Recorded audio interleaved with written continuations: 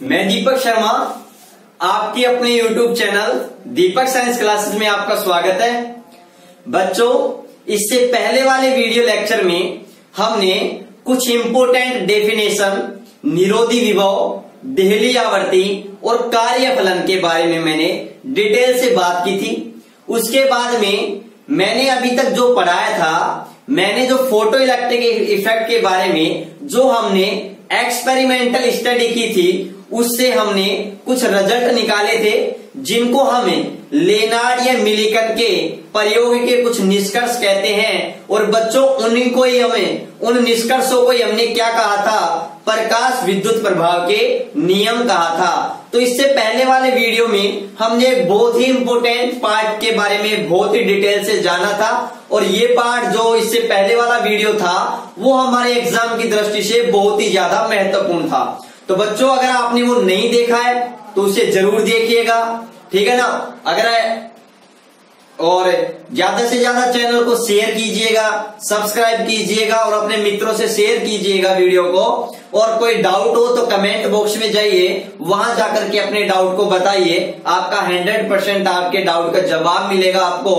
और बच्चों, आज हम इस वीडियो में एक एग्जाम, हमारे बोर्ड एग्जाम की दृष्टि से बहुत ही इंपोर्टेंट टॉपिक पढ़ने जा रहे हैं। आज हम इस वीडियो के माध्यम से 3 इंपोर्टेंट टॉपिक पढ़ेंगे। हमारा पहला टॉपिक होगा कि प्रकाश विद्युत प्रभाव की व्याख्या करने में, प्रकाश विद्युत प्रभाव की व्याख्या करने में जो चिरसम्मत तरंग सिद्धांत था, जो क्लासिकल वेव थ्योरी थी, वो क्यों फेल हो गई, उसकी असफलता के क्या कारण थे, क्यों व्याख्या नहीं कर सकी, ठीक है। दूसरा हम जानेंगे, जब wave theory photo electric effect की एक्सप्लेनेशन नहीं कर सकी, फेल हो गई, तो उसके बाद में कौन सी थ्योरी आई। हमारे पास आता है फोटोन कॉन्सेप्ट, या फिर मैं कहूं मैक्स प्लांक का क्वांटम सिद्धांत। और बच्चों, मैक्स प्लांक के क्वांटम सिद्धांत के आधार पर ही आइंस्टीन नामक वैज्ञानिक ने सन 1905 में प्रकाश विद्युत प्रभाव की क्या की थी, व्याख्या की थी। और आइंस्टीन ने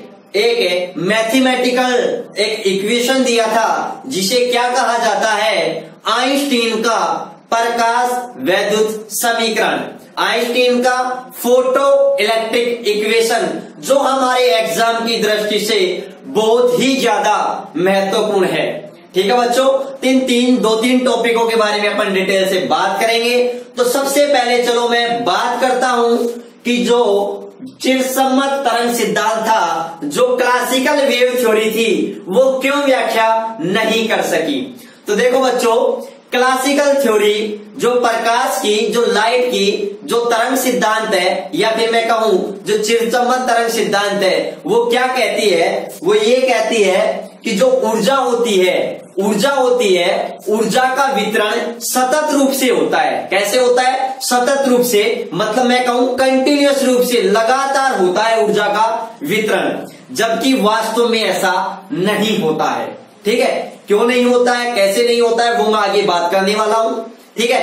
तो सबसे पहले तो आप ये याद रखना, जो चिरसम्मत तरंग सिद्धांत है वो ये कहती है कि जो ऊर्जा का किसी विकिरण द्वारा या किसी विकिरण में जो ऊर्जा का वितरण है, वो सतत रूप से होता है, कंटिन्यूअसली होता है, कंटिन्यूअस होता है, बिल्कुल लगातार होता है, ठीक है। ये इंपोर्टेंट पॉइंट है उसके, इस सिद्धांत का। अब देखो, जो चिरसम्मत तरंग सिद्धांत क्या कहता है कि अगर किसी मेटल पर अगर मैं प्रकाश डालूंगा, अगर प्रकाश डालते हैं और उस प्रकाश की तीव्रता, अगर उस प्रकाश की इंटेंसिटी हम लगातार बढ़ाते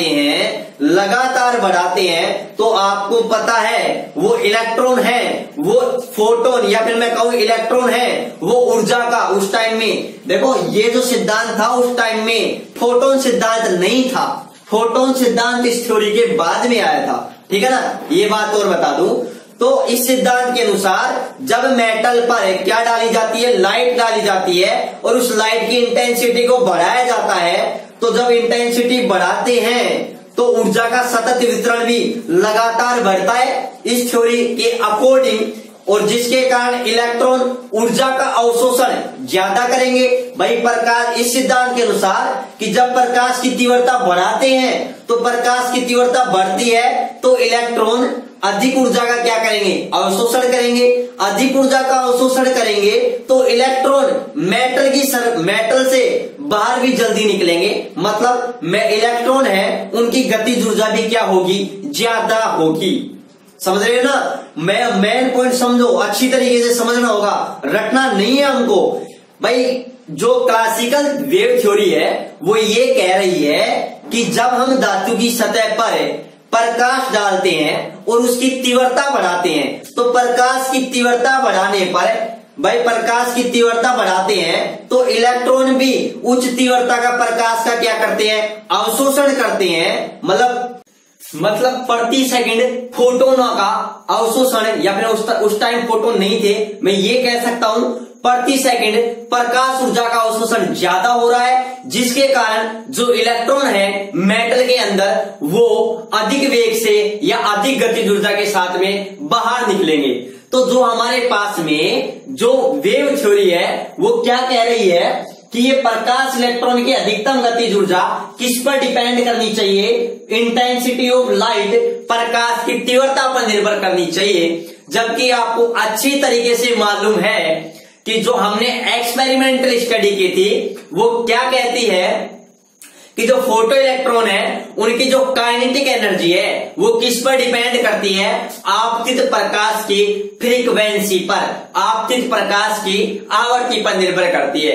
इसलिए ये थ्योरी थी, इसका असफलता का पहला कारण हमने जाना। दूसरा कारण क्या है बच्चों, तो ध्यान रखना, यहां पर पहले कारण में सबसे इंपॉर्टेंट बात ये बताई गई है कि इस सिद्धांत के अनुसार प्रकाश इलेक्ट्रॉन की अधिकतम गतिज ऊर्जा प्रकाश की तीव्रता पर निर्भर करती है। जबकि प्रायोगिक तथ्य क्या है कि प्रकाश या फोटो इलेक्ट्रॉन की गतिज ऊर्जा आपतित प्रकाश की तीव्रता पर निर्भर नहीं करती है। तीव्रता पर निर्भर नहीं करती है तो निर्भर किस पर करती है, आपतित प्रकाश की आवृत्ति पर। और आपतित प्रकाश की आवृत्ति बढ़ाने पर फोटो इलेक्ट्रॉन की काइनेटिक एनर्जी क्या होती है, बढ़ती है।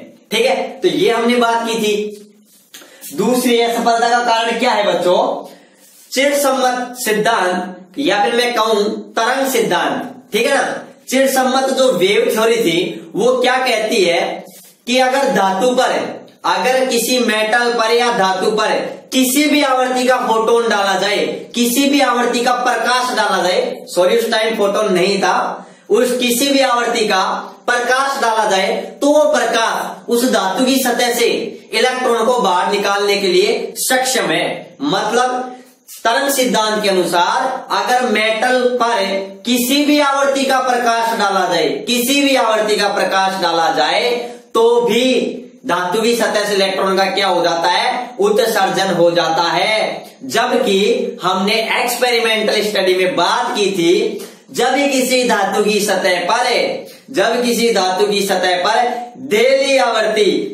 आवृत्ति से कम आवृत्ति का प्रकाश डालते हैं तो मेटल से इलेक्ट्रॉन का उत्सर्जन नहीं होता है। ठीक है, तो धातु से इलेक्ट्रॉन के उत्सर्जन के लिए जो हम प्रकाश डाल रहे हैं उसकी आवृत्ति धेली आवृत्ति से अधिक होनी चाहिए। ठीक है, तो ये बात क्लियर। इसलिए ये थ्योरी फेल हो गई। इसका दूसरा कारण जो मैंने आपको बता दिया, इस सिद्धांत ने कहा, क्या कहा कि जो प्रत्येक आवृत्ति, प्रत्येक फ्रीक्वेंसी का फोटोन धातु की सतह से इलेक्ट्रॉन को उत्सर्जित कराने में क्या है, सक्षम है। और जबकि आपको पता है, जबकि प्रायोगिक परिणाम है, एक्सपेरिमेंटल डाटा है, वो क्या कहते हैं कि धेली आवृत्ति से कम आवृत्ति का फोटोन इलेक्ट्रॉनों का उत्सर्जन नहीं करता है। मतलब अगर इलेक्ट्रॉन का उत्सर्जन कराना है तो आपतित प्रकाश की जो आवृत्ति है वो धेली आवृत्ति से क्या होनी चाहिए, अधिक होनी चाहिए। इस चैप्टर का ब्रह्मास्त्र है बात। ठीक है ना। अगर नेक्स्ट बात करूं असफलता का कारण क्या है, और देखो, और चिरसम्मत सिद्धांत या फिर मैं कहूं क्लासिकल थ्योरी क्या कहती है, वो ये कहती है कि यदि हम धातु की सतह पर प्रकाश डालते हैं तो आपको पता है मेटल के अंदर जो इलेक्ट्रॉन है, अगर हमारे पास में कोई मेटल है, जैसे मैं कहूं ये मेटल है, तो इस पूरी मेटल के अंदर ही इलेक्ट्रॉन है, इस पूरी मेटल के अंदर क्या है, इलेक्ट्रॉन है। जब पूरे इस मेटल के अंदर रैंडम मोशन कर रहे हैं। तो जो चिरसम्मत जो क्लासिकल वेव थ्योरी है वो क्या कहती है, अगर मैं धातु की सतह पर प्रकाश डाला जाता है तो ये प्रकाश है, ये प्रकाश डाला जाता है तो ये प्रकाश इन सभी इलेक्ट्रॉनों में इसका कुछ अंश इसको जाता है, कुछ इसमें, मतलब इस प्रकाश का जो डाल रहे हैं इसका कुछ भाग प्रत्येक, मतलब कुछ थोड़ा थोड़ा भाग सभी इलेक्ट्रॉनों का मिलता है, ठीक है ना। मतलब इन सभी के अंदर इस संपूर्ण प्रकाशित क्षेत्र के अंदर क्या हो जाता है, वितरित हो जाता है। तो भाई वही बात, अगर उसकी ऊर्जा प्रत्येक को वितरित हो रही है, अलग अलग हो रही है, उसका कुछ भाग अलग अलग सबको मिल रहा है, तो एक बात ये बताओ, मिल रहा है तो मिलने में जब वो एनर्जी बढ़ रही है तो उसमें टाइम भी लगता है। ये बात कौन कह रही है, क्लासिकल वेव थ्योरी, क्लासिकल या फिर मैं कहूं चिरसम्मत तरंग सिद्धांत या प्रकाश तरंग सिद्धांत ये कह रहा है कि इलेक्ट्रॉन डाले जाते हैं तो इनकी ऊर्जा संपूर्ण प्रकाशित क्षेत्र में क्या हो जाती है, वितरित हो जाती है, बट जाती है। तो एक बात बताओ, एक इलेक्ट्रॉन को इस ऊर्जा का कुछ छोटा सा हिस्सा मिल पाता है, क्योंकि वो ऊर्जा है वो सभी में वितरित हो गई। तो एक इलेक्ट्रॉनों को ऊर्जा का क्या मिल पाता है, कुछ अंश मिल पाता है। अतः एक बात बताओ, ऊर्जा का कुछ अंश मिल पाता है तो उस इलेक्ट्रॉन को बाहर निकालने के लिए वो इंतजार करेगा कि यार ये जो प्रकाश आया है इससे तो अपने पास में थोड़ी सी ऊर्जा ही है, तो ये ऊर्जा तो ठीक है, और आने दो। जब उसके पास में एक पर्याप्त ऊर्जा जाएगी तभी तो वो बाहर निकलेगा उस आकर्षण बल को तोड़ करके। समझ रहे हो ना मेरी बात। तो उस आकर्षण बल को तोड़ने के लिए वो तब तक इंतजार करेगा जब तक उसके पास एक पर्याप्त एनर्जी नहीं हो जाती, और पर्याप्त एनर्जी हो जाने के बाद भी उस अट्रैक्शन फोर्स को तोड़ देगा और मैटर की सरफेस से क्या निकल जाएगा, बाहर निकल जाएगा। तो एक बात बताओ, इलेक्ट्रॉन को मैटर की सरफेस से, सतह से बाहर निकलने में कुछ टाइम लगना चाहिए, अरे कुछ समय पश्चात लगनी चाहिए, ठीक है ना। जबकि आपको पता है अगर मेटल की सतह पर देहली आवृत्ति से अधिक आवृत्ति का प्रकाश डालते हैं तो बच्चों कुछ नैनो सेकंड के अंदर ही 10⁻⁹ सेकंड के अंदर ही फोटो इलेक्ट्रॉन का क्या हो जाता है, उत्सर्जन हो जाता है। तो इसका जो एक्सपेरिमेंटल डाटा आता है और जो वेव थ्योरी है दोनों डिफरेंट है।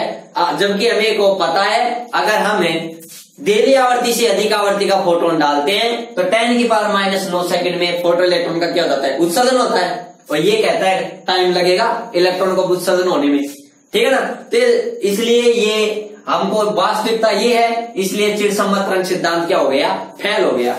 तो चिरसम्मत तरंग सिद्धांत प्रकाश विद्युत प्रभाव की व्याख्या इसलिए नहीं कर पाया क्योंकि इसकी असफलता के ये 3 कारण है। अगर हमारे एग्जाम में क्वेश्चन आता है तो क्वेश्चन आएगा कि चिरसम्मत तरंग सिद्धांत या प्रकाश तरंग सिद्धांत प्रकाश विद्युत प्रभाव की व्याख्या नहीं कर सका, क्यों, या कारण लिखिए। तो आपको 3 कारण लिखने हैं, ठीक है बच्चों।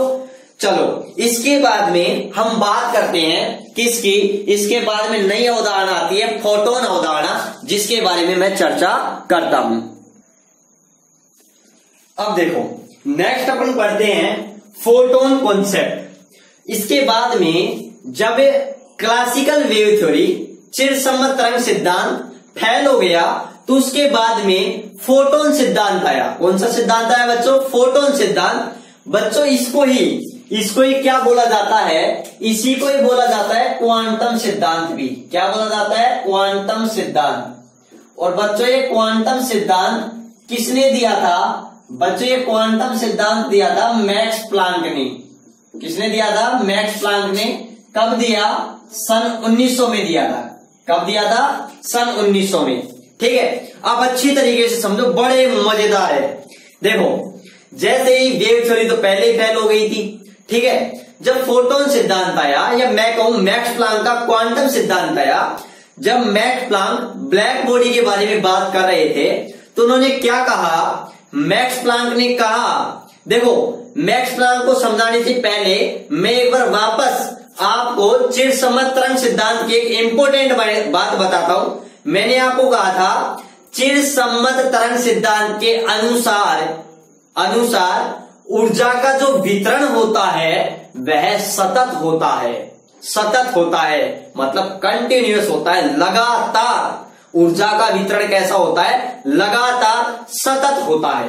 ठीक है, लेकिन मैक्स प्लांक नामक वैज्ञानिक ने क्वांटम सिद्धांत में यह साबित कर दिया कि ऊर्जा का जो वितरण होता है वह सतत न होकर ऊर्जा के छोटे छोटे बंडल या पैकेट के रूप में होता है, जिनको क्या कहा गया, क्वांटा कहा गया। क्या कहा गया, क्वांटा।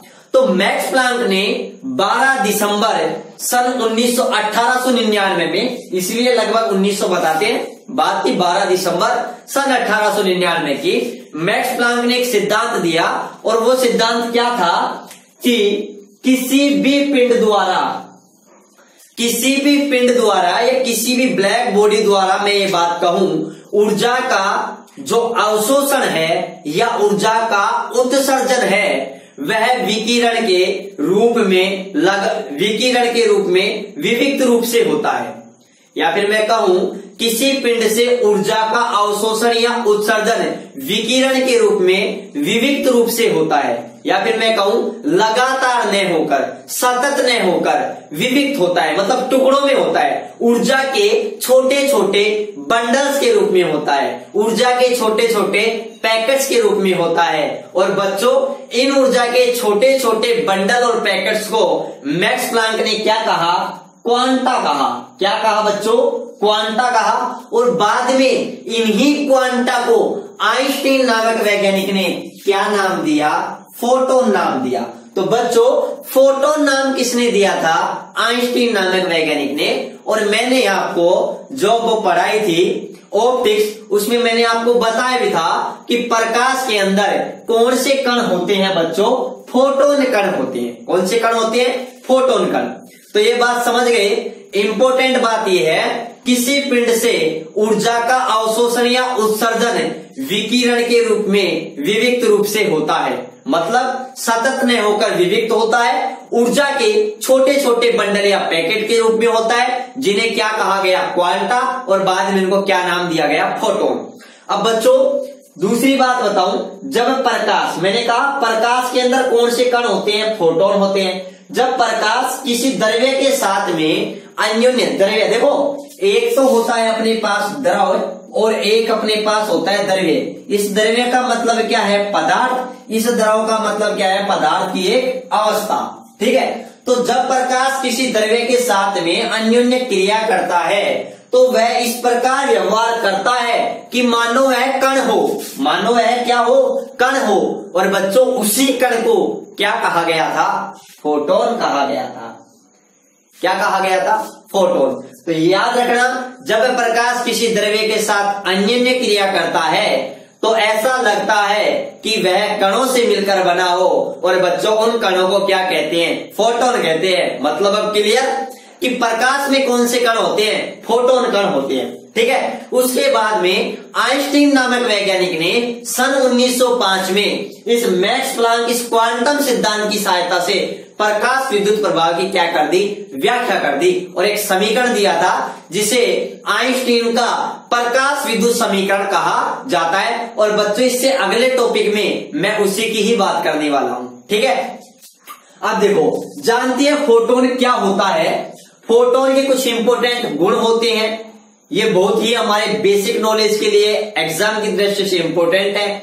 बच्चों, सबसे पहले मैं बात बताऊं कि फोटोन प्रकाश के अंदर होता है, प्रकाश के अंदर फोटोन कण होता है। तो बच्चों, फोटोन किस वेग से गति करेगा, तो बच्चों फोटोन का वेग वही होगा, फोटोन की चाल वही होगी जो प्रकाश की चाल होगी। और बच्चों, प्रकाश की चाल निर्वात में कितनी होती है, 3 × 10⁸ मीटर प्रति सेकंड। तो ये याद रखना, फोटोन निर्वात में प्रकाश के वेग से गति करता है। ठीक है, दूसरी इंपॉर्टेंट बात, बच्चों फोटोन का जो विराम द्रव्यमान होता है वो कितना होता है बच्चों, 0 होता है। ठीक है, क्यों, क्योंकि फोटोन होता है वो कभी भी स्थिर अवस्था में स्थायी नहीं होता है। तो याद रखना, फोटोन का स्थायी अवस्था में जो रेस्ट मास होता है वो 0 होता है। फोटोन स्थिर अवस्था में स्थायित्व रह ही नहीं सकता। क्या आप जो सूर्य से जो लाइट आ रही है, क्या आप उसको एक बिंदु पर स्थिर कर सकते हो, रोक सकते हो? ऐसे कैसे नहीं रोक सकते। ठीक है ना, याद रखना, क्योंकि फोटोन स्थिर अवस्था में नहीं रह सकता।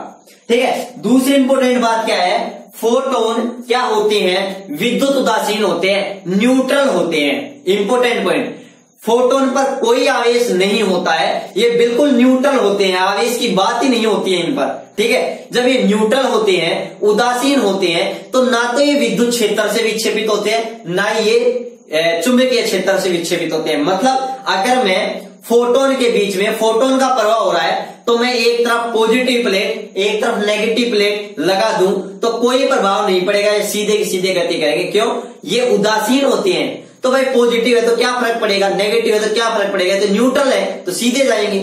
अगर नेगेटिव होते तो पॉजिटिव की तरफ घूम जाते, पॉजिटिव होते तो नेगेटिव प्लेट की तरफ मूव कर जाते। ठीक है, तो न्यूट्रल होने के कारण विद्युत क्षेत्र और चुंबकीय क्षेत्र द्वारा विक्षेपित नहीं होते हैं। ये बात क्लियर। और बच्चों, जब फोटोन किसी द्रव्य कण जैसे इलेक्ट्रॉन हुआ या और कोई कण हुए उनसे संघटक करता है या फिर मैं कहूं टक्कर करता है, तो याद रखना, अगर फोटोन किसी अन्य कण के साथ टक्कर करता है तो उसकी जो एनर्जी, टोटल एनर्जी होती है या टोटल मोमेंटम होता है, टोटल संवेग होता है, कुल ऊर्जा और कुल संवेग बच्चों क्या रहते हैं, संरक्षित रहते हैं। मतलब कोई चेंज नहीं होता है उसकी कुल ऊर्जा में और कुल संवेग में। टक्कर से पहले की कुल ऊर्जा और कुल संवेग, टक्कर के बाद कुल ऊर्जा और कुल संवेग नियत रहती हैं, मतलब सेम रहती हैं, इक्वल रहती हैं। ठीक है ना। और लेकिन इंपॉर्टेंट बात है, टक्कर के दौरान कोई फोटोन है उसका अवशोषण हो भी सकता है, या टक्कर के दौरान कोई नया फोटोन भी बन सकता है, लेकिन उनकी टोटल ओवरऑल एनर्जी होती है वो संरक्षित रहती है, कांस्टेंट रहती है। ठीक है, टक्कर से पहले, टक्कर के बाद में, लेकिन फोटोनों की संख्या में परिवर्तन हो सकता है, फोटोनों की संख्या संरक्षित नहीं रहती है। ठीक है बच्चों, इसका स्क्रीनशॉट लीजिए, उसके बाद अपन फोटोन की एनर्जी के बारे में भी अपन बात करते हैं, चर्चा करते हैं। देखो, अब अपन बात करते हैं, किसकी बात करते हैं, फोटोन की ऊर्जा की बात करते हैं, फोटोन के संवेग की बात करते हैं कि फोटोन का संवेग कितना होता है। ठीक है, फोटोन की तीव्रता का फोटोन की आवर्ती से या फोटोन की ऊर्जा का फोटोन की आवर्ती से क्या रिलेशन है। ठीक है, फोटोन के तीव्रता का फोटोन की संख्या पर क्या इफेक्ट पड़ता है। ठीक है, और हम ये भी बात करते हैं कि प्रति सेकंड उत्सर्जित फोटोनों की संख्या जो हमारे न्यूमेरिकल के अंदर एक बहुत बड़ा रोल होती है। इसका इंपॉर्टेंट क्वेश्चन आता है, बहुत इंपॉर्टेंट, बहुत बढ़िया न्यूमेरिकल होता है। ठीक है, तो अब अपन बात करते हैं। सबसे पहला 4 पॉइंट अपन ने कवर किए। नेक्स्ट में बात करता हूं, नेक्स्ट बात में क्या कर सकता हूं कि जो फोटोन होता है, फोटोन, प्रत्येक फोटोन की ऊर्जा निश्चित होती है। पहली बात, प्रत्येक फोटोन की ऊर्जा, प्रत्येक फोटोन की ऊर्जा क्या होती है बच्चों, निश्चित होती है। ये याद रखना, अच्छा पॉइंट है, प्रत्येक फोटोन की ऊर्जा क्या होती है, निश्चित होती है। और दूसरी बात बच्चों, फोटोन की ऊर्जा, फोटोन की ऊर्जा जिसको अपन किससे इंडिकेट करते हैं, किससे इंडिकेट करते हैं, तो बच्चों जो फोटोन की ऊर्जा आवर्ती जिसे अपन न्यू से प्रदर्शित करते हैं, आवर्ती या प्रकाश की आवर्ती कहूं मैं, तो फोटोन की ऊर्जा होती है वो प्रकाश की आवर्ती न्यू के क्या होती है, समानुपाती होती है, आवर्ती के समानुपाती होती है, समानुपाती होती है। तो बच्चों ये क्वेश्चन बढ़िया है, बहुत ही काम का है। तो याद रखना, फोटोन की ऊर्जा होती है वो आवर्ती के समानुपाती होती है, इसलिए आवर्ती बढ़ाने पर फोटोनों की ऊर्जा भी क्या होती है, बढ़ती है। तो मैं या करके कह सकता हूं ई समानुपाती न्यू, और समानुपाती का चिन्ह हटाते हैं तो एक नियतांक आता है, उस नियतांक को बच्चों हम क्या कहते हैं, प्लांक नियतांक। क्या कहते हैं, प्लांक नियतांक कहते हैं। और बच्चों इस प्लांक नियतांक का जो मान होता है, इस प्लांक नियतांक का जो मान होता है वो कितना होता है, 6.626 इंटू 10⁻⁻34 जूल इंटू सेकेंड। ठीक है, अब देखो बच्चों एक और पॉइंट आता है हमारे पास में कि जो म्यू होती है, आपको पता है न्यू बराबर क्या होता है C अपॉन लैम्डा। तो यहां से मैं ये भी लिख सकता हूं HC अपॉन लैम्डा, कि मैं ये भी कह सकता हूं कि जो फोटोन की ऊर्जा होती है वो आवर्ती के पदों में हमारे पास में क्या होती है, H न्यू होती है। न्यू बराबर क्या होता है C अपॉन लैम्डा। तो मैं ये भी कह सकता हूं। तो यहां से रिजल्ट एक और आ रहा है आवर्ती और तरंग दैर्ध्य में, कि जो फोटोन की ऊर्जा होती है वो आवर्ती की तो समानुपाती होती है, लेकिन तरंग दैर्ध्य के क्या होती है, व्युत्क्रमानुपाती होती है। बहुत ही इंपॉर्टेंट रिलेशन है जो हमारे हर जगह क्या आता है, काम आता है। तो याद रखना बच्चों, फोटोन, प्रत्येक जो फोटोन होता है उसकी आवर्ती क्या आती है, निश्चित होती है, उसकी ऊर्जा भी निश्चित होती है। फोटोन की ऊर्जा आवर्ती पर निर्भर करती है और आवर्ती के समानुपाती होती है, लेकिन तरंग दैर्ध्य के, वेवलेंथ के क्या होती है, व्युत्क्रमानुपाती होती है। बहुत अच्छा रिलेशन है, अच्छी तरीके से याद रखना। अब देखो, अगर फोटोन की ऊर्जा है वो आवर्ती के समानुपाती है, तो बच्चों मैं फोटोन की आवर्ती और फोटोन की ऊर्जा के बीच ग्राफ खींचूं तो ये ग्राफ एक सीधी सरल रेखा में आएगा। ठीक है, जो मूल बिंदु से क्या होगा, प्रारंभ होगा। और यदि मैं फोटोन की ऊर्जा और तरंग दैर्ध्य के बीच में अगर मैं ग्राफ खींचूं तो ग्राफ हमारे पास में कैसा आएगा, ये आएगा। अगर मैं y अक्ष पर एनर्जी लेता हूं फोटोन की और x अक्ष में क्या लेता हूं, तरंग दैर्ध्य लेता हूं, तो क्या आएगा अपने पास में, देखो अपने पास में क्या निकल करके आएगा। मैं क्या कह रहा हूं, फोटोन की जो ऊर्जा होती है वो तरंग दैर्ध्य के व्युत्क्रमानुपाती होती है। मतलब तरंग दैर्ध्य अगर बढ़ाते हैं तो एनर्जी घटती है। तो मतलब देखो, या फिर मैं कहूं तरंग दैर्ध्य घटाते हैं तो एनर्जी बढ़ेगी। तो यहां पर देखो, यहां पर अगर लैम्डा की बात करूं, लैम्डा देखो, अगर मैं जैसे जैसे लैम्डा बढ़ाऊंगा तो तरंग दैर्ध्य, फोटोन की ऊर्जा होगी वो पहले से क्या होती जाएगी, कम होती जाएगी। तो हमारे पास में इस टाइप का ग्राफ आएगा जो ये बता रहा है कि जो ऊर्जा और तरंग दैर्ध्य एक दूसरे के क्या है, व्युत्क्रमानुपाती। क्या है, व्युत्क्रमानुपाती। ऐसा एक पैराबोलिक ग्राफ आएगा। तो ये याद रखना है, बहुत काम की बात है। ये जो रिलेशन है जो मैंने बताया था अभी कि न्यू बराबर, मैं लिख सकता हूं कि न्यू बराबर क्या होता है, C अपॉन लैम्डा। बहुत ही काम का है। अगर हमें आवर्ती दे रखी है, प्रकाश का वेग हम सबको पता है, तो लैम्डा भी कैलकुलेट कर सकते हैं। जैसे किसी क्वेश्चन में हमसे लैम्डा कैलकुलेट करने के लिए बोला गया है, ठीक है ना। तो देखो, लैम्डा कैलकुलेट करने के लिए बोला गया है और हमको आवर्ती भी दे रखी है, तो क्या दिक्कत है, आवर्ती कैलकुलेट कर लो। अपनी ये फॉर्मूला भी लगा सकते हैं, ठीक है ना। आवर्ती कैलकुलेट करके हम लैम्डा भी कैलकुलेट कर सकते हैं, ठीक है ना। तो ये बात याद रखना, बहुत अच्छा पॉइंट है, ठीक है ना। इसको थोड़ा ध्यान भी रखना, ठीक है। देखो, और इसके साथ हम क्या बात कर सकते हैं, मैं ये भी बात कर सकता हूं, आपको पता है कि आइंस्टीन का समीकरण क्या कहता है, E बराबर mc²। इसके बारे में मैं बात करूंगा। तो देखो, ये कहता है, अगर मैं इस समीकरण को 1 नंबर इक्वेशन कहता हूं तो इसको मैं क्या कहूंगा, 2 नंबर इक्वेशन। देखो, ये कह रहा है कि फोटोन की एनर्जी E बराबर h न्यू है, या फिर h न्यू बराबर क्या होता है, C upon lambda, h C upon lambda है। और ये क्या कह रहा है, E बराबर क्या है, mc² है। तो बच्चों, अगर मैं इक्वेशन नंबर 1 एंड 2 की अगर मैं कंपैरिजन करता हूं तो मैं कह सकता हूं यहां पर दोनों ई जो अपने पास में लेफ्ट हैंड साइड है वो दोनों इक्वल है। तो मैं कह सकता हूं राइट हैंड भी क्या होगा, इक्वल होगा। तो मैं कह सकता हूं क्या, कि हमारे पास में जो होगा HC अपॉन लैम्डा बराबर क्या होगा, mc² होगा, ठीक है। या फिर मैं इसको ये भी कह सकता हूं, कि HC अपॉन mc² बराबर लैम्डा होगा, या C से C कैंसिल कर सकते हैं। या फिर मैं भी कह सकता हूं H अपॉन mc बराबर क्या होगा, लैम्डा होगा। अब बच्चों आप देख रहे हो, C क्या है, वेग है। आपको पता है P बराबर क्या होता है, mv। संवेग बराबर क्या होता है, द्रव्यमान इंटू वेग। लेकिन यहाँ पर फोटोन का वेग कितना माना है, C माना है। तो ये इतना मेरे पास क्या हो गया, P हो गया। तो याद रखना बच्चों, लैम्डा बराबर में क्या लिख सकता हूं, H अपॉन P। ये भी आप याद रखना कि ये हमारे पास में कोई फोटोन है, उस फोटोन की तरंग दैर्ध्य है। तो याद रखना बच्चों, यहां से इसको मैं ये भी लिख सकता हूं कि लैम्डा व्युत्क्रमानुपाती P, कि जो फोटोन की जो तरंग दैर्ध्य होती है वो संवेग की क्या होती है, व्युत्क्रमानुपाती होती है। संवेग की क्या होती है, व्युत्क्रमानुपाती होती है।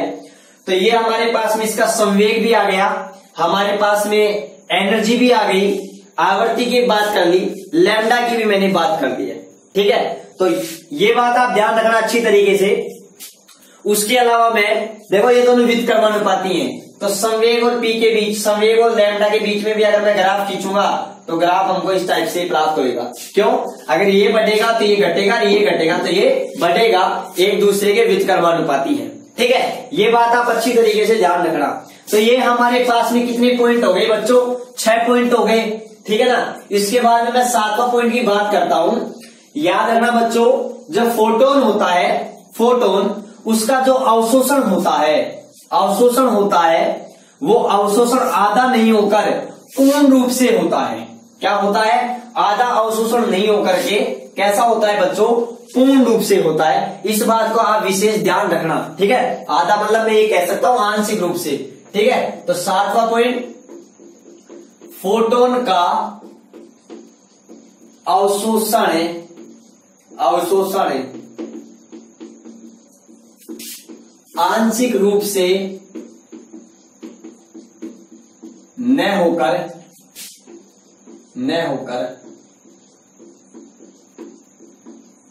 पूर्ण रूप से होता है। तो बच्चों ये बात याद रखना, जो फोटोन होता है उसका अवशोषण है वो आंशिक रूप से नहीं होकर के कैसा होता है, पूर्ण रूप से होता है। ठीक है, और देखो अच्छे अच्छे पॉइंट आ रहे हैं, बहुत इंपोर्टेंट पॉइंट आ रहे हैं। मैंने आपको बताया था फोटोन की जो ऊर्जा होती है वो किस पर डिपेंड करती है, आपतित प्रकाश की आवर्ती पर डिपेंड करती है। ठीक है ना, किस पर डिपेंड करती है, आवर्ती पर। अब देखो बच्चों एक बात और अच्छी तरीके से याद रखना, जो हमारे पास में फोटोन होता है, क्या होता है, फोटोन। तो ये बात ध्यान से अच्छी तरीके से याद रखना कि कोई हमारे पास आवर्ती मैंने क्या कर ली, फिक्स कर दी। तो याद रखना किसी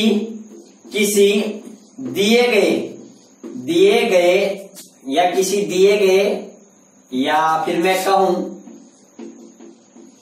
निश्चित आवर्ती के प्रकाश की तीव्रता बढ़ाने पर किसी दिए गए क्षेत्र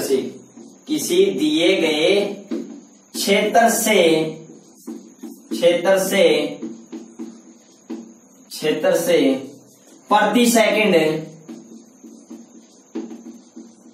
सेकंड गुजरने वाले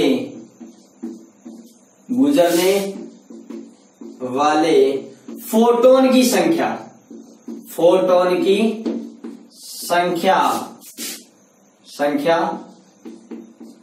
बढ़ सकती है, लेकिन फोटोन की ऊर्जा वही रहती है, या फिर मैं कहूं यथावत रहती है। मतलब फोटोन की ऊर्जा यथावत रहती है, अर्थात अपरिवर्तित रहती है।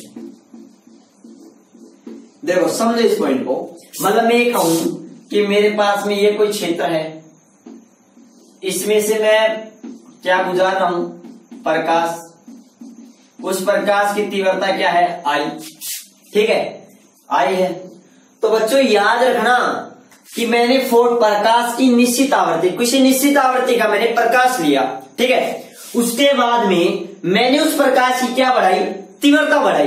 तो तीव्रता बढ़ाने से अगर पहले 1 सेकंड में 5 फोटोन गुजर रहे थे, तो तीव्रता बढ़ाने पर 5 फोटोन की बजाय 1 सेकंड में 6, 7, 8, 10, 12, 15 जो भी, मतलब फोटोनों की संख्या पहले की तुलना में बढ़ सकती है, लेकिन फोटोन की ऊर्जा में कोई परिवर्तन नहीं होता है, फोटोन की ऊर्जा वही रहती है, E बराबर h न्यू।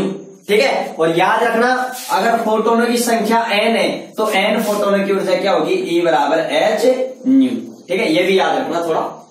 ठीक है भाई, n से मल्टीप्लाई कर देंगे, n फोटोन है तो एक फोटोन की ऊर्जा h न्यू है तो n फोटोन की ऊर्जा h न्यू।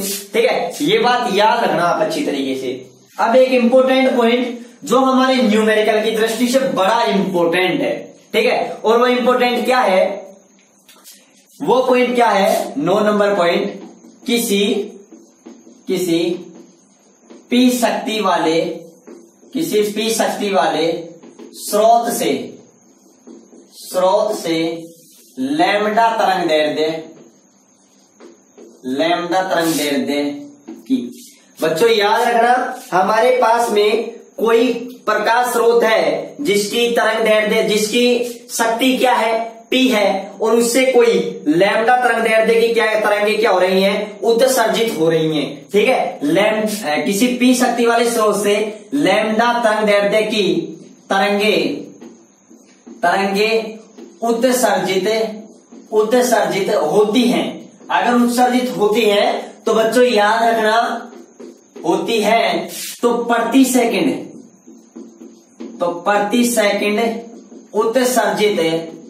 उत्सर्जित फोटोनों की संख्या, प्रति सेकंड उत्सर्जित फोटोनों की संख्या हमारे पास में क्या होगी, n बराबर क्या होगी बच्चों, याद रखना, n बराबर क्या होगी, P/E। मतलब हमें उस शक्ति में किसका भाग दे देंगे, ऊर्जा का भाग दे देंगे, तो हमारे पास में क्या निकल करके आ जाएगी, फोटोन की संख्या आ जाएगी। अगर मैं इसको क्रॉस मल्टीपल करता हूं तो P बराबर क्या जाएगा, Ne। मतलब वो शक्ति है, वो शक्ति की ऊर्जा कितनी है, एक फोटोन की ऊर्जा को हम उस फोटोनों की संख्या से गुणा कर देंगे तो उस टोटल प्रकाश स्रोत की क्या आ जाएगी, शक्ति आ जाएगी हमारे पास में। ये बात आप अच्छी तरीके से ध्यान रखना। फोटोनों की संख्या ज्ञात करने में, प्रति सेकंड उत्सर्जित फोटोनों की संख्या ज्ञात करने के लिए ये न्यूमेरिकल के अंदर हमारे न्यूमेरिकल भी है, मैं न्यूमेरिकल भी करवाऊंगा, तब आपसे पूछूंगा कि मैंने पॉइंट नंबर 9 लिखवाया था, याद करो, प्रति सेकंड उत्सर्जित फोटोनों की संख्या कितनी होती है। तो और उसके अलावा एक पॉइंट और भी है कि फोटोन होता है, फोटोन का चक्रण कितना होता है बच्चों, 1 होता है। ये बात भी थोड़ा याद रखना कि फोटोन की स्पिन के बारे में बात करूं तो फोटोन की स्पिन कितनी होती है, 1 होती है। ठीक है, ये थोड़ा याद रखना अच्छी तरीके से।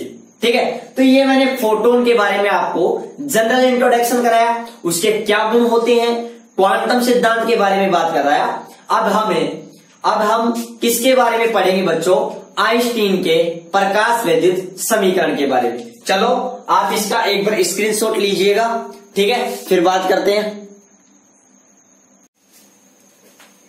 देखो बच्चों, अब बात करते हैं किसकी, आइंस्टीन के प्रकाश विद्युत समीकरण की। तो देखो, आइंस्टीन नामक वैज्ञानिक ने मैक्स प्लांक के क्वांटम सिद्धांत के आधार पर प्रकाश विद्युत प्रभाव की क्या की थी, व्याख्या की थी। इसके लिए आइंस्टीन को क्या मिला था बच्चों, नोबेल पुरस्कार मिला था। तो सबसे पहले तो अपने को ये याद रखना है कि प्रकाश विद्युत प्रभाव का एक्सप्लेनेशन किसने किया या किसने दिया, तो आप क्या बताओगे, आइंस्टीन ने। आइंस्टीन को नोबेल पुरस्कार किसके लिए मिला था, प्रकाश विद्युत प्रभाव के एक्सप्लेनेशन के लिए मिला था, इसलिए खोज का श्रेय भी इनको ही दिया जाता है। ठीक है ना। अब दूसरी इंपॉर्टेंट बात क्या है कि आइंस्टीन ने प्रकाश विद्युत प्रभाव की व्याख्या कैसे की, किस प्रकार से की, आइंस्टीन का प्रकाश वैद्युत समीकरण क्या था। तो देखो बच्चों, आइंस्टीन ने क्या बताया कि जब किसी धातु की सतह पर ये अपने पास में क्या है, कोई धातु है, इस धातु के अंदर क्या है, इलेक्ट्रॉन है। क्या है बच्चों, इलेक्ट्रॉन है। ये हमारे पास में क्या हो गए, इलेक्ट्रॉन है।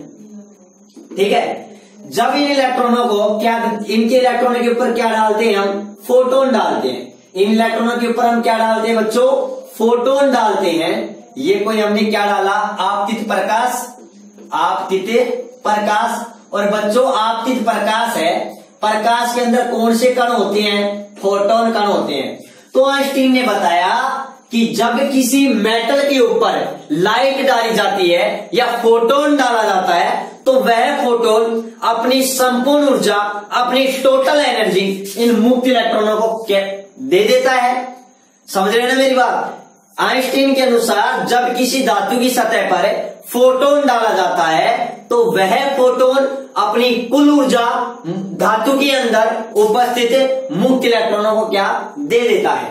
ठीक है, अब आपको पता है जब अब फोटोन अपनी टोटल ऊर्जा इन मुक्त इलेक्ट्रॉनों को दे देंगे तो जो इलेक्ट्रॉन है वो इस एनर्जी का उपयोग दो कार्य में करते हैं, या फिर मैं कहूं ये इलेक्ट्रॉन है ना जो धातु के अंदर है आकर्षण बल से बंधे हैं, ये इलेक्ट्रॉन इस फोटोन द्वारा ग्रहण की गई कुल ऊर्जा को दो भागों में खर्च करते हैं, दो रूपों में खर्च करते हैं। एक तो खर्च करते हैं बच्चों कार्यफलन के रूप में। कार्यफलन के रूप में, कार्यफलन के लिए मैं कहूं तो मैं ये कह सकता हूं कि धातु की सतह से बाहर निकलने में, या मैं कहूं कार्यफलन में। आपको पता है कुछ ऊर्जा तो ये इलेक्ट्रॉन इस धातु की सतह पर बाहर निकलने में जो परिणामी आकर्षण बल है उसको तोड़ने में खर्च कर देते हैं, जिसको हमने क्या कहा था कार्यफलन, कि इलेक्ट्रॉनों का धातु की सतह से बाहर निकलने के लिए जो न्यूनतम आवश्यक ऊर्जा होती है उसे क्या कहते हैं कार्यफलन। जो शेष एनर्जी बच जाती है उस शेष एनर्जी से ये इलेक्ट्रॉन क्या करते हैं गतिज ऊर्जा ग्रहण करते हैं। क्या ग्रहण करते हैं गतिज ऊर्जा ग्रहण करते हैं। और इन उत्सर्जित इलेक्ट्रॉनों को क्या मैंने क्या कहा था भैया, क्या कहा था, इन उत्सर्जित इलेक्ट्रॉनों को मैंने क्या कहा था फोटो इलेक्ट्रॉन कहा था। और परिपथ अगर बंद है तो इन फोटो इलेक्ट्रॉनों के कारण परिपथ में जो धारा प्रवाहित होती है उसे क्या कहते हैं प्रकाश विद्युत धारा कहते हैं। तो देखो टोटल ऊर्जा तो ऊर्जा दी गई है, कुछ कार्यफलन के रूप में खर्च हो गई, और शेष ऊर्जा की अगर मैं बात करूं शेष ऊर्जा तो वो किसमें खर्च हो गई काइनेटिक एनर्जी में खर्च हो गई। किसकी काइनेटिक एनर्जी देने में इलेक्ट्रॉनों को गति प्रदान करने में खर्च हो गई। ठीक है, तो याद रखना इससे इलेक्ट्रॉनों को दी गई ऊर्जा दो रूपों में कार्य करती है, एक कार्यफलन के रूप में, एक तो किसके रूप में कार्य करती है कार्यफलन के रूप में, कार्यफलन फाई, और फाई का मान क्या होता है एच न्यू नोट। ठीक है, जहां आपको अच्छी तरीके से पता है जहां एच क्या है, एच क्या है प्लांक नियतांक है। क्या है बच्चों प्लांक नियतांक है, जिसका मान 6.626 इंटू 10 की पावर -34 जूल इंटू सेकेंड होता है। ठीक है, और न्यू नोट क्या है बच्चों देहली आवर्ती होता है। मैंने बताया था वह निश्चित आवर्ती जिससे कम आवर्ती पर प्रकाश विद्युत प्रभाव की घटना घटित नहीं होती है। ठीक है, दूसरी पहला तो ये कार्यफलन के रूप में खर्च हो गई, और दूसरी अपने हमारे पास में किसके रूप में खर्च हो गई गतिज ऊर्जा के रूप में। इलेक्ट्रॉनों को अधिकतम गतिज ऊर्जा देने में, और अधिकतम गतिज ऊर्जा क्या थी 12 mv² मैक्सिमम।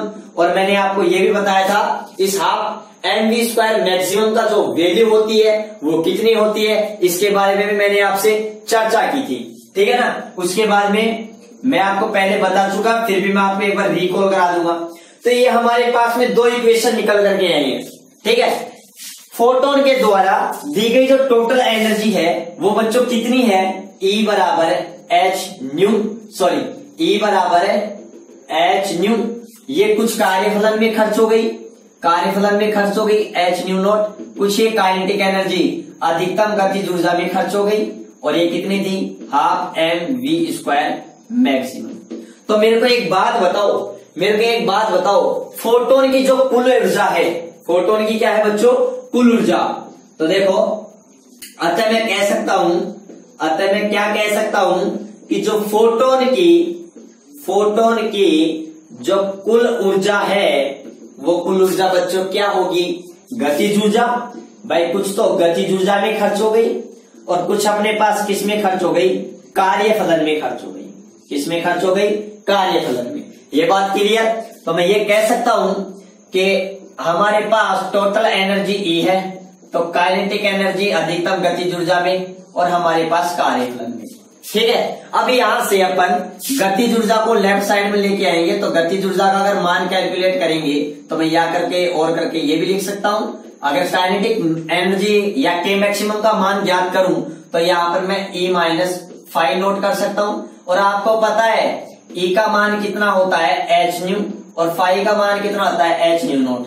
आप देख रहे हो यहाँ पर हमारे पास में क्या आ रहा है बच्चों, H कॉमन आ रहा है और K मैक्सिमम का जो मान होता है वो कितना होता है बच्चों, हाफ mv² मैक्सिमम। ठीक है, और यहाँ पर H मैंने क्या ले लिया, कॉमन ले लिया, तो यहाँ पर क्या बच गया, न्यू माइनस न्यू नॉट।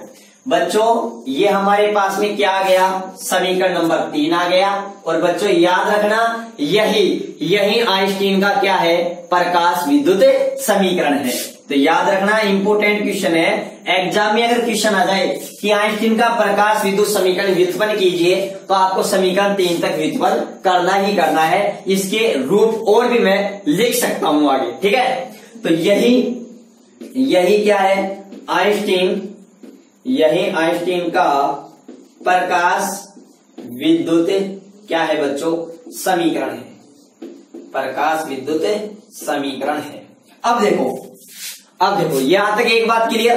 अब मैं अगर निरोधी विभव और वेग के अंदर रिलेशन ज्ञात करूं, या फिर मैं इसका दूसरा रूप ज्ञात करूं, ठीक है, हमें कोई भी इक्वेशन देके प्रूव करवा सकता है, सिद्ध करवा सकता है। सिद्ध कीजिए इस समीकरण को, तो हमें कैसे सिद्ध करना है, ये दे दे तो यहीं तक करेंगे, नहीं तो हम आगे इसको और भी सोल्व कर सकते हैं। ठीक है, देखो कैसे, यदि हमारे पास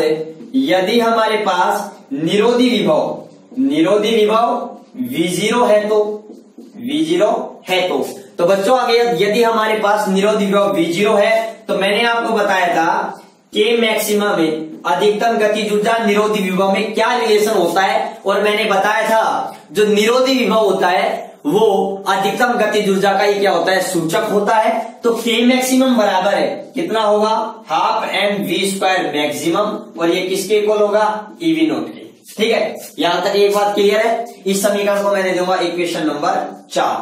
ठीक है, यहां तक एक बात क्लियर है। अब यहां से मैं अगर वेग मैक्सिमम का मान ज्ञात करूंगा, तो मैं मान ज्ञात कर सकता हूं v² मैक्सिमम बराबर EV नॉट। देखिए नीचे 2 है तो उधर जाएगी तो मल्टीप्लाई में हो जाएगी, और तो कुछ है ही नहीं, बस ये है अपने पास में। ठीक है, और सॉरी m भी है ना, तो ये नीचे बटे में क्या आ जाएगा, m आ जाएगा। अब मैं यहां से v², अगर मैं v² का क्या है, सॉरी इसको मैं थोड़ा ऊपर लिखता हूं, देखो v मैक्सिमम बराबर 2EV नॉट अपॉन m, और यहां से अगर मैं केवल वेग अधिकतम वेग ज्ञात करना चाहूं, तो देखो यहां पर मैं जैसे ही स्क्वायर रखाऊंगा, यहां पर क्या हो जाएगा, रूट हो जाएगा 2EV नॉट अपॉन m। ठीक है, ये हमारे पास में किसके बीच रिलेशन आ गया बच्चों, इसको मैं इक्वेशन नंबर दे देता हूं 5। कितना, 5। तो देखो अगर हमको निरोधी विभव दे दे और वेग ज्ञात करवाए, तो हम इस समीकरण नंबर 5 की सहायता से ज्ञात कर सकते हैं। यहाँ E क्या है, चार्ज है, ठीक है, आवेश है, M क्या है, M बच्चों मास है, इलेक्ट्रॉनों का द्रव्यमान है, और E इलेक्ट्रॉन पर क्या है, आवेश है। ठीक है, ये बात अपन याद रखेंगे। यहां तक एक बात क्लियर। तो मैं ये कह सकता हूं यह जो इक्वेशन है वह निरोधी विभव V0 और वेग के मध्य रिलेशन को बताता है। बाकी 2 कांस्टेंट है, फिक्स रहता है, E इलेक्ट्रॉन पर आवेश भी फिक्स है 1.6 × 10⁻⁻19 कूलम। ठीक है, M इलेक्ट्रॉन का मास ये भी फिक्स है। ठीक है ना, तो ये बात याद रखना। चलो एक बार आप यहां तक का स्क्रीनशॉट लीजिएगा, तो स्क्रीनशॉट ले लिया। चलो देखो, अब देखो इधर नेक्स्ट में बात करूं तो नेक्स्ट में क्या बात कर सकता हूं, इधर देखो। तो समीकरण जो 5 है हमारे पास में, समीकरण 5 निरोधी विभव व वेग में संबंध को प्रदर्शित करता है।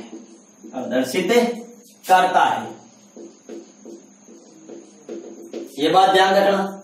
ठीक है, उसके अलावा मैं बात करूं, अगर मैं समीकरण 3 व 4 की तुलना करने पर, तो समीकरण अगर मैं 3 और 4 की तुलना करूं, यहां पर काइनेटिक एनर्जी किसके बराबर है अपने पास में, H न्यू कोष्टक न्यू माइनस न्यू नॉट, और यहां पर 4 में H EV नॉट के बराबर है। तो मैं ये कह सकता हूं दोनों का लेफ्ट हैंड साइड अगर बराबर है तो राइट हैंड साइड भी क्या होगा, बराबर होगा। तो EV नॉट बराबर H new minus nu not. ये बात मैं कह सकता हूं, क्लियर। इसको दे दिया मैंने समीकरण नंबर 6। और बच्चों यहां से आपको पता है न्यू क्या है, फोटोन की आवृत्ति। तो फोटोन की आवृत्ति इसको लैम्डा के रूप में मैं ऐसे लिख सकता हूं। मैंने बताया था इंपॉर्टेंट रिलेशन है, न्यू बराबर क्या होता है सी अपॉन लैम्डा। इसी प्रकार से न्यू नॉट बराबर क्या होगा सी अपॉन लैम्डा नॉट। देवी आवृत्ति है तो उसके संगत तरंग दैर्ध्य देवी तरंग दैर्ध्य, और आवृत्ति है तो उसके अगर फोटोन की आवृत्ति है तो उसके संगत फोटोन की तरंग दैर्ध्य। ठीक है, ये बात याद रखेंगे। तो ये वैल्यू है समीकरण नंबर 6 में पुट करेंगे तो हमारे पास क्या आएगा, ईवी नॉट एच यहां पर c upon lambda minus c upon lambda nought. बच्चों यहां पर सी देखो दोनों में कॉमन दिख रहा है, सी को अपन बाहर निकाल लेंगे तो ईवी नॉट बराबर H C 1 upon lambda minus 1 upon lambda naught. ये बात आप ध्यान रखोगे अच्छी तरीके से, ठीक है ना। ये हमारे पास में, और इस समीकरण को हम दे देंगे क्या, इक्वेशन नंबर 7। ये लैम्डा के रूप में हमारे पास आ गया निरोधी विभव, और लैम्डा के रूप में इसको देंगे मैं समीकरण नंबर 7। ठीक है, ये बात क्लियर।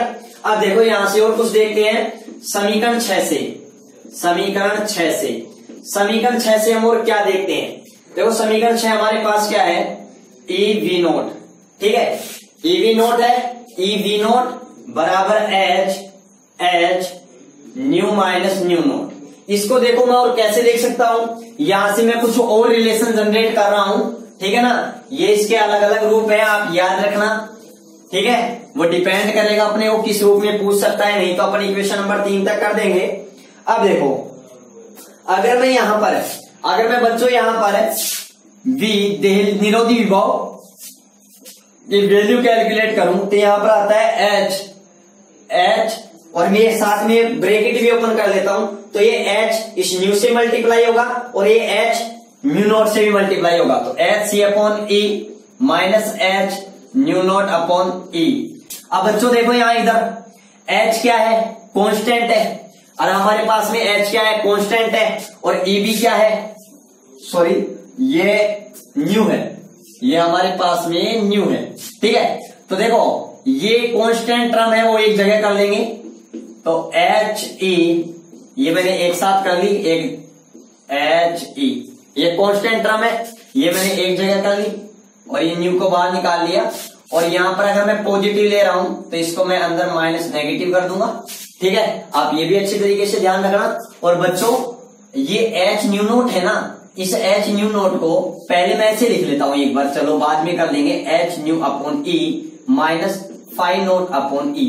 अब देखो यहां से एच अपॉन ई कॉन्स्टेंट को मैंने कोष्टक में कर लिया, न्यू है, और यहां मैंने प्लस लिखूंगा तो यहां पर मैं माइनस का कर दूंगा, क्या दिक्कत है, फाइव नोट अपॉन ई। अब इस समीकरण को दे दिया मैंने इक्वेशन नंबर 8। क्या दे दिया बच्चों, मैंने इक्वेशन नंबर 8 दे दिया। यहां तक कोई डाउट नहीं होना चाहिए, डाउट हो तो कमेंट बॉक्स में जाकर के लिखिए और वीडियो को ज्यादा से ज्यादा शेयर कीजिए। ठीक है, देखो बच्चों मैं अगर यहां से प्लस कर रहा हूं तो यहां कोष्टक के अंदर मैंने माइनस कर दिया, क्या दिक्कत है, वही बात है, प्लस माइनस वो तो होगा माइनस ही, ब्रैकेट ओपन करेंगे तब। अब देखो मैंने क्यों किया है, आपकी सुविधा के लिए किया है। अगर मैं ये कहूं कि मेरे पास में ये y एक्स पर हो, ये बराबर है, तो ये देखो कांस्टेंट टर्म है तो ये क्या होगी, m हो गई, ये हमारे पास क्या हो गया, x हो गया, ये प्लस ऐसे कैसे आ गया, ये हमारे पास क्या हो गया बच्चों, c अंतःखंड, क्या हो गया, अंतःखंड हो गया। तो बच्चों जब मैं निरोधी विभव, जब मैं बच्चों निरोधी विभव और आवर्ती के बीच में ग्राफ खींचता हूं तो देखो बच्चों ग्राफ खींच रहा हूं मैं, ग्राफ खींच रहा हूं, ठीक है,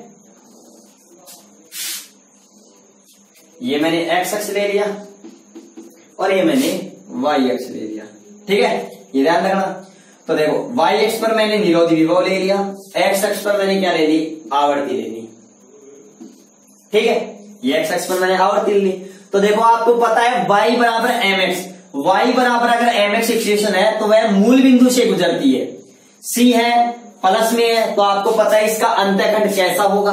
ठीक है, ये भी याद रखना। तो इसका अंतःखंड हमारे पास में ये ग्राफ इस टाइप से होगी हमारे पास में। ठीक है, क्योंकि देखो यहां पर अब आप कहोगे सर नहीं सी पॉजिटिव, अरे बच्चों सी यहां पर ये नेगेटिव वैल्यू है तो देखो ये नेगेटिव है तो यहां से कुछ नेगेटिव आएगा यहां तक, और बच्चों ये क्या होता है हमारे पास में, ये होता है कार्यफलन। और यहाँ पर ये कार्यफलन इस किसके बराबर आ रहा है हमारे पास में, इस अंतःखंड के बराबर आ रहा है। या फिर मैं सॉरी यहाँ पर कार्यफलन नहीं बोलूंगा मैं, या फिर मैं ये कहूंगा कि ये जो वर्क कर रहे हैं ये इलेक्ट्रॉन के द्वारा ये किया गया कार्य है। तो ये कार्य को करने में जो ऊर्जा है वो कितनी खर्च हो रही है, φ0/E खर्च हो रही है। ठीक है, तो अब सुनो, देखो ये कैसे आ गया, आपको मैंने बताया था कि जो V बराबर क्या होता है, W/Q होता है। ये W किया गया कार्य है, ये E Q क्या है, आवेश है, और ये किया गया कार्य यहाँ पर क्या नेगेटिव आ रहा था।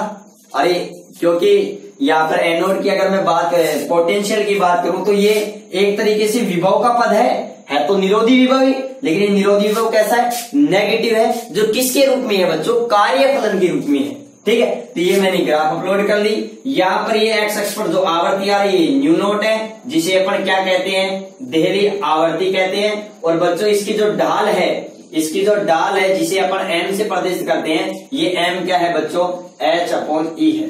क्या है, h/E। इस प्रकार से मैंने बच्चों इसका ग्राफ भी बना दिया है। ठीक है, तो याद रखना एग्जाम की दृष्टि से आइंस्टीन का प्रकाश विद्युत समीकरण बहुत ही ज्यादा क्या है, इंपोर्टेंट है। ठीक है बच्चों, तो आज हम इतना ही क्लियर करते हैं। कल आने वाले वीडियो में हम बात करेंगे आइंस्टीन के प्रकाश विद्युत समीकरण से वापस से प्रकाश विद्युत प्रवाह के नियमों की एक्सप्लेनेशन करेंगे। ठीक है, उसके बाद में हम द्रव्य तरंगों के बारे में बात करेंगे, डी ब्रोगली तरंग दैर्ध्य के बारे में बात करेंगे। आने वाले 3 से 4 वीडियो में चैप्टर हमारा क्या हो जाएगा, कंप्लीट हो जाएगा। ठीक है बच्चों, ज्यादा से ज्यादा वीडियो को शेयर करना, लाइक करना, सब्सक्राइब करना अपने सभी मित्रों के पास में। ठीक है, ओके।